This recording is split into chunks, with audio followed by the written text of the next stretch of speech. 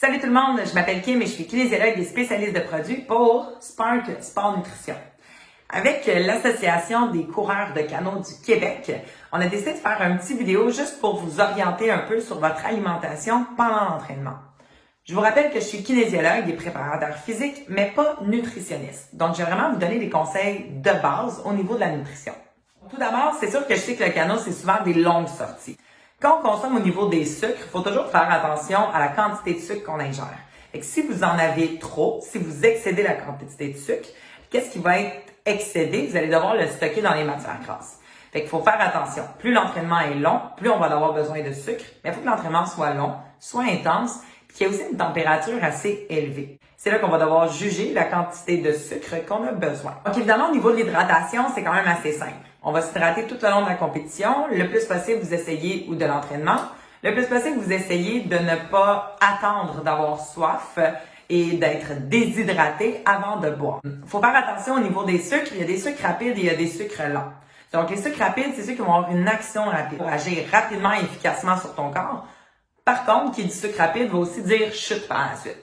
Donc là, vous allez avoir une grosse baisse d'énergie ensuite qui va être des fois quasiment plus notable qu'avant. Il faut toujours combiner ça avec un sucre qui est un petit peu plus lent. Il y a déjà une capsule de créer sur les sucres lents et le sucre rapide. Vous irez regarder cette partie-là. Mais sinon, il faut bien combiner les deux types de sucre. Il faut également avoir des protéines à travers tout ça. Parce que les protéines vont agir comme récupération musculaire. Il ne faut pas des protéines qui sont trop lourdes parce que sinon, tu vas avoir de la misère à digérer. Puis si tu manges trop, mais ça va te fatiguer également pendant ton entraînement. Fait que tout est une question de bien savoir doser qu'est-ce qu'on mange. Et ça aussi, c'est toute une question de pratique.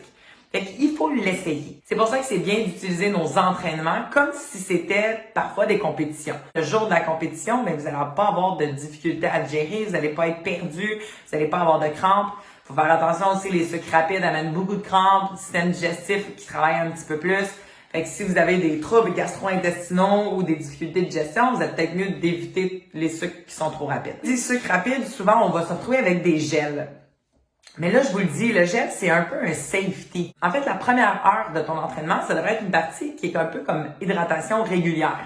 Tu peux avoir ta combinaison de sucre également, mais tu sais, ça devrait bien digérer. Quand on commence à dépasser 1h15, 1h30 d'entraînement, donc c'est là qu'on a une petite carence en glucides et en électrolytes.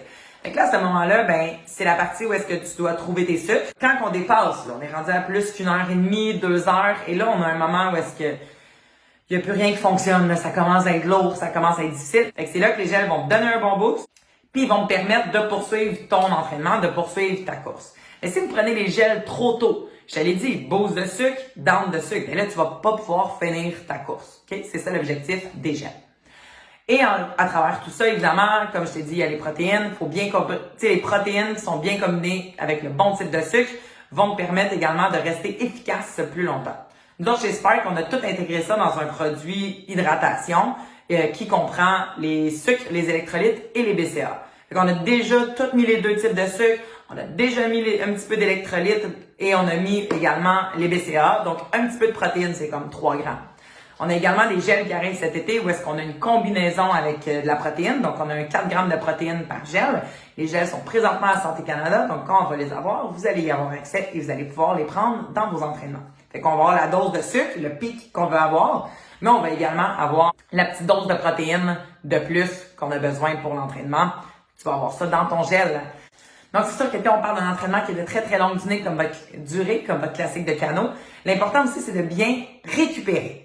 Parce que là, c'est bien beau parler d'entraînement, sauf que si tu récupères pas bien puis que le lendemain, tu dois repartir, mais là, si t'as pas gazé la veille, ton char partira pas le matin, c'est un petit peu le même principe. Si t'as pas gazé ton corps la veille, le lendemain, ça se peut que ça soit être un petit peu plus raide.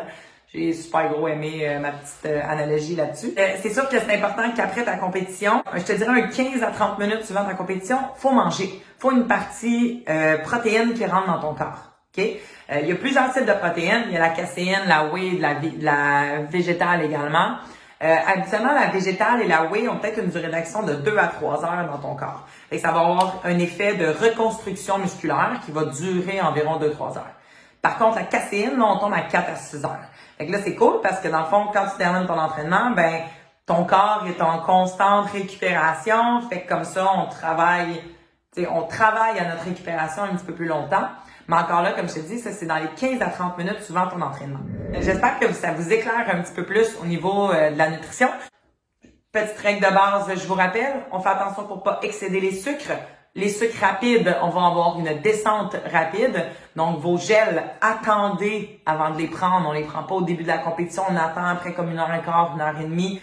Et sinon, tu peux rouler sur un peu d'hydratation, des sucres, de l'eau, jongler là-dedans. Et par la suite, là, tu peux embarquer avec un petit peu de protéines. Protéines avant, bien soutenu, bon repas. Et protéines après pour la récupération le lendemain. Sur ce, passez une agréable journée puis bon training.